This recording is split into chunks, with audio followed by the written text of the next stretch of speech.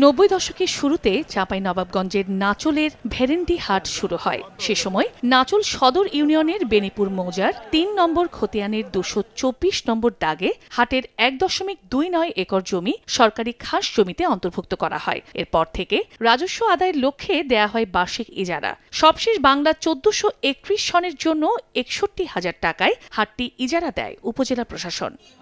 তবে বিগত সরকারের সময়ে কয়েক দফা হাটের জায়গা দখলের চেষ্টা হয়েছে। এলাকাবাসীর অভিযোগ, স্থানীয় প্রভাবশালীরা হাটটি দখল করার চেষ্টা করলে প্রতিরোধ করেন তারা। খবর পেয়ে উপজেলা ভূমি অফিসের সহকারী কমিশনার ও পুলিশ উপস্থিত হলে পালিয়ে যায় দখলদাররা। গত শুক্রবারে ওনারা এই জায়গাতে 50-60 জন লোক আসছে, লাঠিসোঁটা অনেক কাতে দেশীয় অস্ত্র নিয়ে আসে মাঠটা ঘিরে আর ইউনো এসিলেন্ট আসে ওদেরকে তাড়াই দেয়। ডাইরেক্ট আমাদেরকে ফোন করে বলতে যে ডিআইডির অর্ডার আমরা ঘিরতেছি। তাহলে ওখানে খাদ্যমন্ত্রী গেল সেই সময়, এখন ডিআইজি, তাহলে আমরা কার কাছে দাঁড়াবো?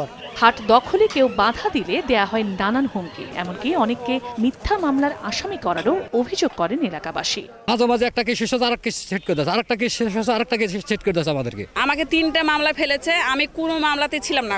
এই যে যারা হাট দখল করছে, এই দুষ্কৃতিকারী যারা আছে তাদের বিরুদ্ধে কদিন আগে মামলা হয়েছে, আমরা চাই তাদের দৃষ্টান্তমূলক শাস্তি। এদিকে সবশেষ ঘটনার ১০৮ জন নাম উল্লেখ সহ অজ্ঞাত আরও কয়েকজনের বিরুদ্ধে মামলা করা হয় ভূমি বিভাগের পক্ষ থেকে।